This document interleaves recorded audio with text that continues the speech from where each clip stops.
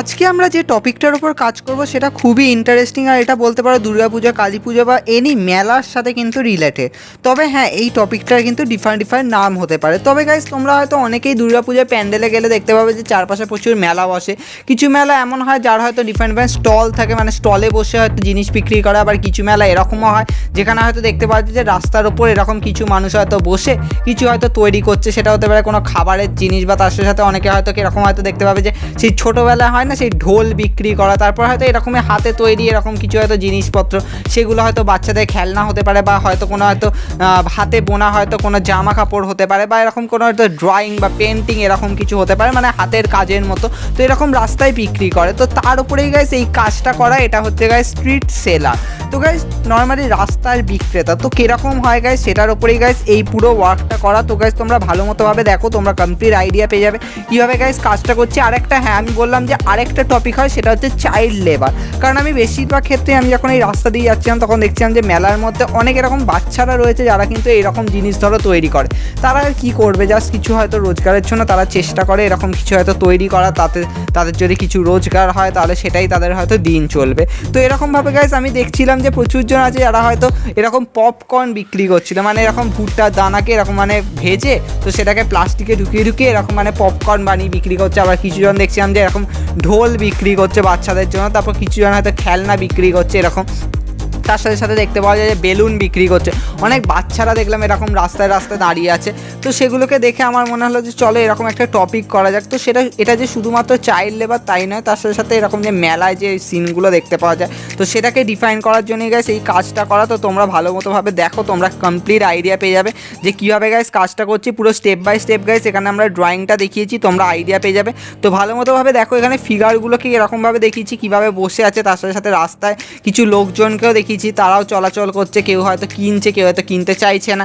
আর তার সামনে গাইস একটা প্যান্ডেলও দেখিয়েছি, কারণ যেহেতু আমি বললামই যে একটা দুর্গাপুজো কালী পুজো রিলেটেড, তো তাই জন্য গাইস সামনে একটা প্যান্ডেল করেছি, যেখানে হয়তো প্যান্ডেলের সামনে প্রচুর ভিড়, কিন্তু এই সমস্ত জায়গায় কোনো ভিড় নেই। তো সেইভাবে গাইস কাজটাকে ডিফাইন করেছি। তো ভালো মতোভাবে দেখো, এটা কিন্তু যথেষ্ট একটা কম্পিটিশান ওয়ার্ক। তোমরা যারা কম্পিটিশানে পার্ট নেবে তারা গাইস এই ওয়ার্কগুলো করতে পারে। এটা খুবই মানে একটা ভালো একটা এফেক্ট দেবে, একটা মোটিভেশনাল বা বলতে পারো একটা ইমোশনাল একটা ওয়ার্ক। তো ভালো মতোভাবে দেখতে থাকো।